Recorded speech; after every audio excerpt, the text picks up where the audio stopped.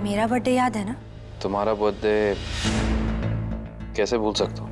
मेरी birthday party पे हम दोनों के अलावा और कोई नहीं होगा।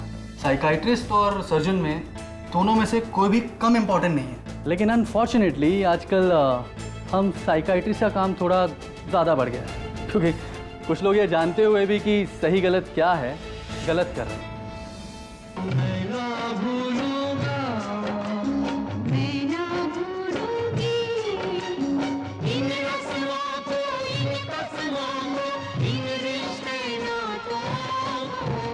सिर्फ आप एक बार हाँ कह दीजिए।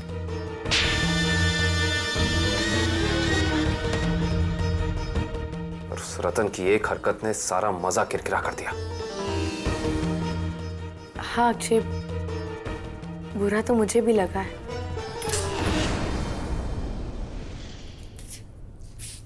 अरे कहाँ जा रही हो तुम? हाँ? किचन इस तरफ है, उस तरफ नहीं। हाँ? किचन? क्या हुआ? तुम्हारी बहन के घर में ढंग का कुछ खाने को था नहीं, अब यहाँ भी भूखे मारोगी क्या? घर में खाना नहीं बनाया मैंने। तो बनाओ, तुम्हें तो मालूम है खाली पेट सोने की आदत नहीं है तुम्हारे पतिदेव को। तो बना लो आदत। शर्म आती है मुझे तुम्हें अपना पति कहते हुए। विजया दीदी की बर्थडे पार्टी थी, कम से कम इतना तो ख्याल किया होता। उनके मेहमानों के सामने कितना शर्मिंदा किया तुमने मुझे। नर्सिंग होम के कैफेटेरिया में भी यही घटिया हरकतें क्या करते थे ना तुम। इसीलिए तुम्हारे वहां आने पर रोक लगा दी थी विजया दीदी ने। कभी जेनिफर के साथ तो कभी बाकी नर्सेस के साथ फ्लर्ट करके। वहां पर भी मुझे बदनाम करने पर तुले थे और आज भी। अरे अरे अबे डार्लिंग, तुम्हें कुछ मिसअंडरस्टैंडिंग हुई है। हाँ? अरे वो औरतें मेरे साथ फ्लर्ट करती थी। हाँ, अरे बाय गॉड, क्या नाम है डॉक्टर का? हाँ, नंदिनी।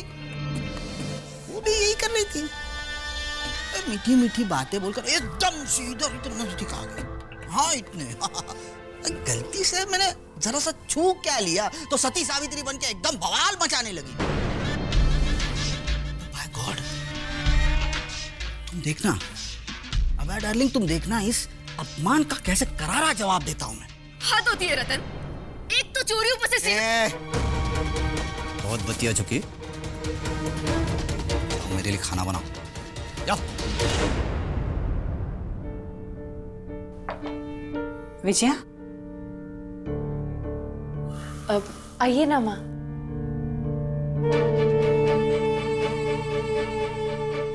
बेटे मैंने खाना लगा दिया है, चल के डिनर कर लो। हाँ माँ, मैं भी अक्षय से यही कह रही थी। बस मुझे 1 मिनट दीजिए, मैं एक कॉल कर लूँ, फिर हम चलते हैं। अरे तुम भी खाओ। हाँ? खाओ भी।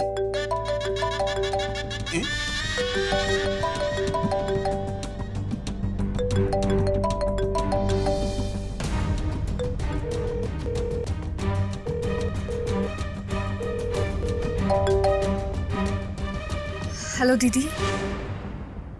अभ्या दीदी, I am so so so sorry. मुझे आज इतना बुरा लगा कि तब से वही इंसिडेंट दिमाग में घूम रहा है। दीदी मेरी बात तो सुन लो। जी दीदी। मैं जो कहने जा रही हूँ उसे प्लीज ध्यान से सुनना। रतन ने नंदिनी का अपमान नहीं किया है। जी? आज नंदिनी इस घर की मेहमान थी और रतन ने जो उसके साथ बदतमीजी की है उससे इस घर का और हम सब का अपमान हुआ है। अभ्या, अक्षय और माँ भी बहुत नाराज हैं। रतन की इस ओछी हरकत ने आज हमारा सर शर्मिंदगी से झुका दिया है। इसलिए मैंने ये फैसला किया है कि हमारे नर्सिंग होम के कैफेटेरिया का कॉन्ट्रैक्ट मैं कैंसिल कर दूंगी। इसलिए प्लीज तुम कल आकर अपना सामान ले जाना और अपने बिजनेस को बंद कर देना। दीदी प्लीज ऐसा मत कीजिए, इसमें मेरी क्या गलती है दीदी? नहीं अभ्या। 1 मिनट। रतन की गलतियों की सजा तुम अभया को कैसे दे सकती हो? इसमें अभया का क्या कसूर है? अक्षय, अगर अभया हमारा कैफेटेरिया चलाती रही तो रतन को रोकना बहुत मुश्किल हो जाएगा और मैं उस जैसे घटिया इंसान की शक्ल तक नहीं देखना चाहती अब।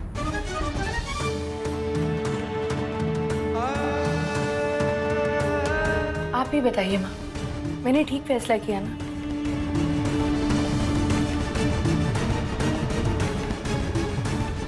क्या कह रही हो तुम? कैफे बंद करने को कहा?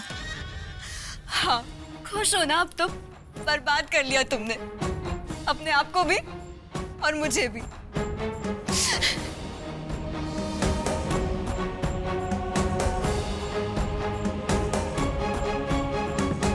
हाँ बेटे, तुमने बिल्कुल ठीक फैसला लिया है। मैंने तुम्हें पहले भी समझाया था, रतन और अभया को ये कॉन्ट्रैक्ट मत दो। लेकिन अम्मा जी, विजया की तरह अभया भी आपकी बेटी है। हाँ, है मेरी बेटी वो। लेकिन बेटे, तुमने तो सुना होगा, रिश्तेदारी अपनी जगह पर होती है, दुकानदारी अपनी जगह पर। दोनों को हमेशा एक दूसरे से अलग ही रखना चाहिए। और फिर यहाँ तो सवाल है एक नर्सिंग होम का। यहाँ तुम दोनों मिलके लोगों की सेवा करते हो। This is a commitment from both of you. ऐसी जगहों पर तो रतन को कोसों दूर रखना चाहिए। हाँ अम्मा जी, मैं आपकी एक्सपीरियंस, आपके तजुर्बे की कद्र करता हूँ, पर मुझे फिर भी ऐसा लगता है कि हमें रतन की गलतियों की सजा बेचारी अभया को नहीं देनी चाहिए। बेटे, शादी का मतलब ही ये होता है कि पति और पत्नी एक होकर रहें। रतन से शादी करने का फैसला अभया का था,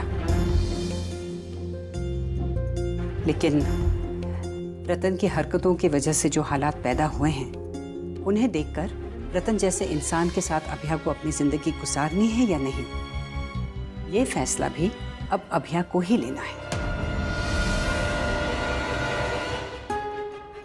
मुझे गलत मत समझना, मैं ये नहीं कह रही हूं कि अभया रतन को छोड़ दे या उसे डिवोर्स दे दे। मैं तो सिर्फ इतना कह रही हूं कि अगर अभया रतन के साथ रहना चाहती है तो उसे अपने पति को सुधारना होगा। अगर वो उसे नहीं सुधार सकती तो फिर पति की करतूतों की सजा अभया को भी भुगतनी पड़ेगी।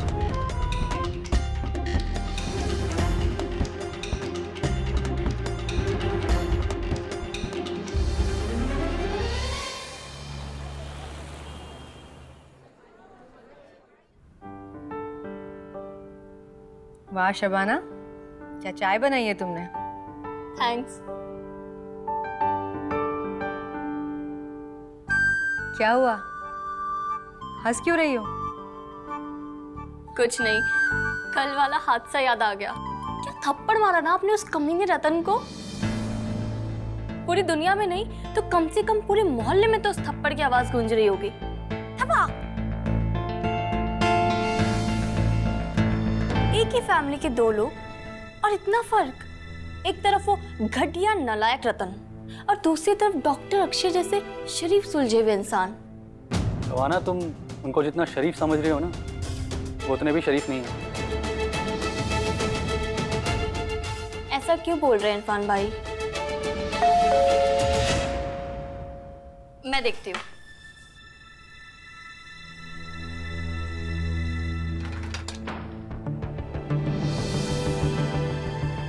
अरे आप लोग, गुड मॉर्निंग। Good morning. आइए ना। Vijaya, good morning. आप ऐसे अचानक बिना बताए? वो हम नंदिनी, हम अपनी पूरी फैमिली की तरफ से आपको सॉरी बोलने आए हैं। We are really sorry. Sorry किस लिए? सॉरी कह देने से सब ठीक हो जाएगा क्या? डॉक्टर सिन्हा, वो इंसान आपका मेहमान था, रिश्तेदार था ना आपका, फिर भी उसने नंदिनी के साथ ऐसी बदतमीजी की। आपके वहां होते हुए उसकी हिम्मत कैसी हुई अपने गंदे हाथों से नंदिनी को छूने की? आप चाहते तो पुलिस कंप्लेंट कर सकते थे ना, लेकिन आपने चुपचाप उसे वहां से जाने दिया। डॉक्टर सिन्हा, अगर ऐसा कुछ मेरे घर में होता ना,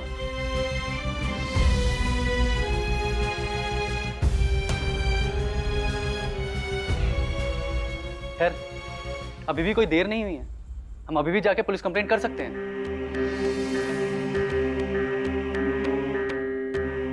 अगर आपको ऐसा लगता है तो आइए, करके आते हैं पुलिस कंप्लेंट। ओके चलिए let's go. Irfan please, doctor Sinha, police complaint करने की कोई जरूरत नहीं है। क्यों जरूरत नहीं है नंदिनी? इरफान, क्योंकि मैं इस बात को बढ़ाना नहीं चाहती।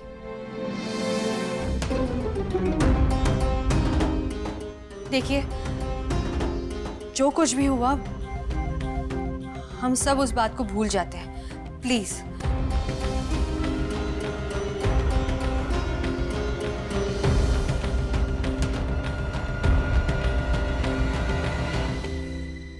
अरे आप लोग खड़े क्यों हैं?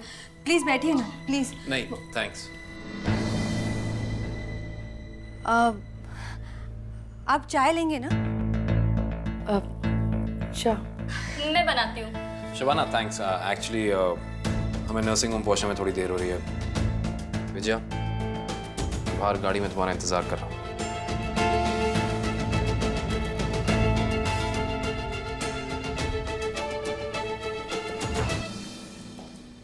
बाय। बाय।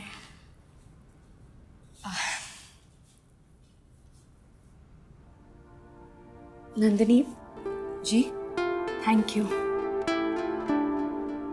आपका दिल सच में बहुत बड़ा है। आपकी जगह अगर किसी ने मेरे साथ ऐसी हरकत की होती तो मैं इतनी आसानी से माफ़ नहीं कर पाती। विजया प्लीज, मैंने कहा ना आपसे, भूल जाइए उस बात को। सच कहूँ तो आप यहाँ मेरे घर आए उसके लिए दिल से शुक्रिया। आपको पता है, जब आप पहली बार मुझे मिली थी ना, तब से मुझे ऐसा लगता है जैसे हमारा पिछले जन्म का कोई रिश्ता है। पता नहीं पिछले जन्म में हम बहनें थी या सहेलियां।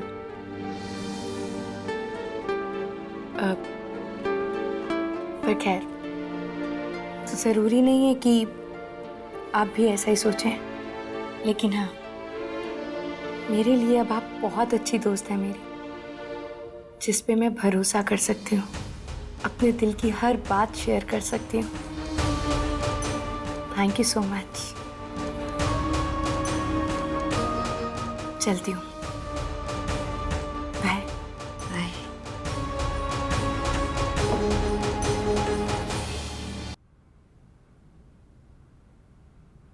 वाओ, नंदिनी आंटी ने मम्मी को इयररिंग्स दिए। नाइस ना? नाइस। चलो अब देखते हैं इरफान अंकल ने क्या दिया।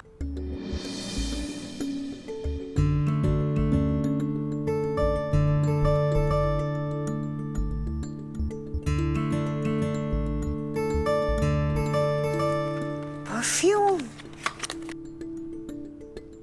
इरफान अंकल ने परफ्यूम दिया मम्मी को। नाइस ना? अच्छा है, लेकिन मैंने जो मम्मी को गिफ्ट दिया है वो तो इससे भी ज्यादा अच्छा है। नीति, ऐसा नहीं करते बेटे। जो भी गिफ्ट दे खुशी खुशी ले लेना चाहिए। ये नहीं कि हम किसी का गिफ्ट किसी और के साथ कंपेयर करते हैं, बुरी बात है। सॉरी नानी, ये थोड़ा सा आपके लिए और ये मेरे लिए। नीति क्या कर रहे हो? ये मम्मा का है, हमारा थोड़ी है। तो क्या हुआ, मम्मी तो मेरी है ना, जो मम्मी का है वो मेरा है। लॉजिक। चलो अब एक और खोले। ये है शबाना आंटी का। शबाना आंटी ने क्या दिया? वाओ, ब्यूटीफुल है ना? और जेनिफर आंटी ने और अभया मासी ने बुके दिए ना। और कार्ड्स भी। चलो अब ये सारे गिफ्ट्स हम रख देते हैं। उसके बाद हमें शॉपिंग जाना है ना, किचन का सामान खरीदना है सारा। नानी, पार्टी में नंदिनी आंटी ने रतन अंकल को थप्पड़ क्यों मारा?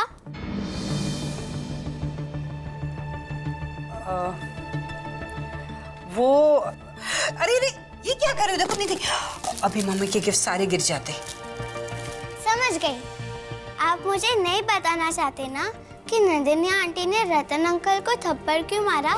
बट आई डोंट माइंड, क्योंकि मुझे भी रतन अंकल अच्छे नहीं लगते। नीति,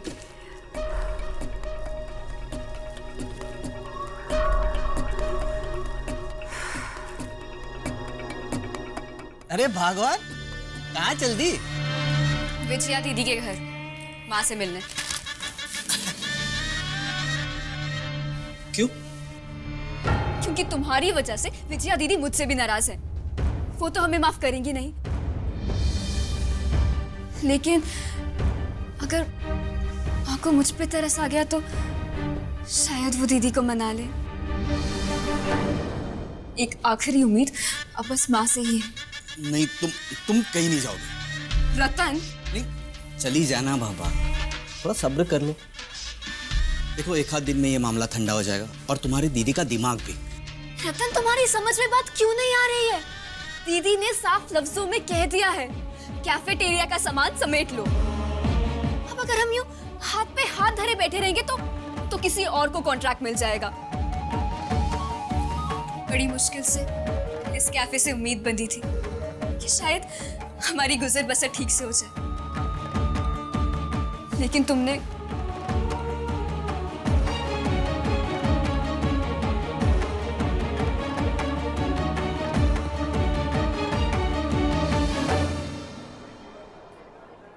अभय दीदी, ये लीजिए आपके लिए स्पेशल चाय इलायची डाल के।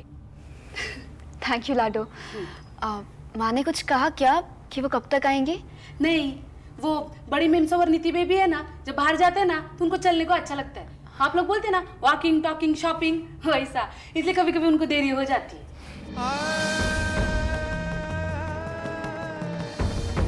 दीदी, मैं आपका दर्द समझ सकती है। हाँ, ये मर्द लोग होते हैं ना, ये सब लोग एक जैसे होते हैं, एक नंबर के चालू। मेरा मर्द भी ऐसा ही है, चालू। उसका भी चल रहा है चक्कर, क्या बोलते हैं उसको, गर्लफ्रेंड। अब चाय पियो ना, ठंडी हो जाएगी। भैया मासी,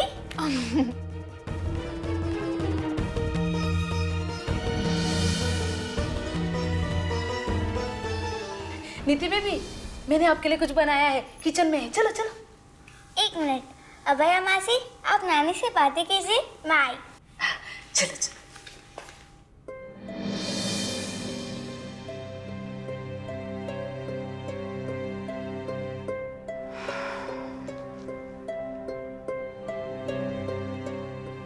अब तुम मुझसे मदद चाहती हो? माँ, दीदी चाहती है कि मैं कैफेटेरिया बंद कर दूं। अभया, मैंने तुमसे पहले भी कहा है, नर्सिंग होम के मामलों में मैं दखल नहीं देती। प्लीज माँ, आप हमारी मदद नहीं करेंगे तो हम लोग बर्बाद हो जाएंगे। आप अगर दीदी और जीजा जी से बात करेंगे तो वो जरूर मान जाएंगे। नहीं अभया, रतन की हरकतों से मैं बहुत नाराज हूँ। मैं हरगिज उसकी सिफारिश नहीं करूंगी। ऐसा मत कहो माँ। आप मुझे नंदिनी जी का एड्रेस दे दीजिए, मैं उनके घर जाकर उनके पाँव पकड़कर माफी मांग लूंगी। फिर तो आप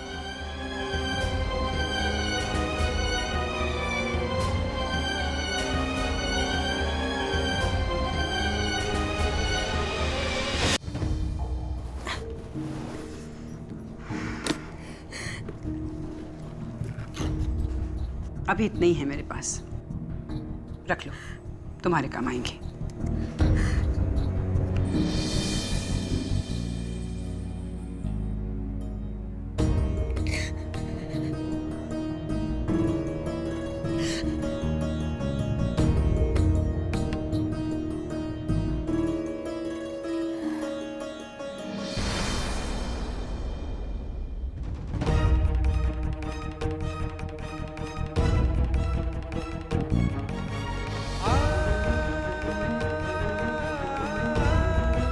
अभया रुको,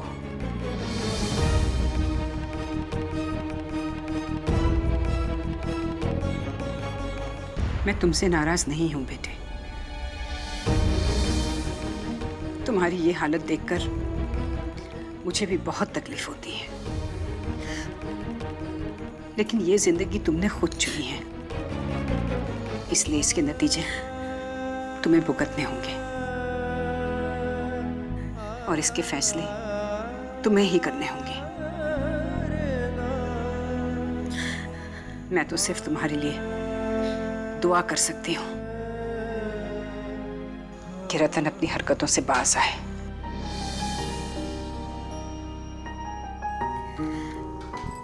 ये रख लो बेटे, काम आएंगे तुम्हारे। और तुम भी दुआ करना कि विजया के सास ससुर इस घर में आके अपनी सही जगह ले लें और मैं इस घर की जिम्मेदारी उन्हें सौंपकर तुम्हारे पास आ जाऊं। फिर मैं तुम्हारा सहारा बन सकूंगी।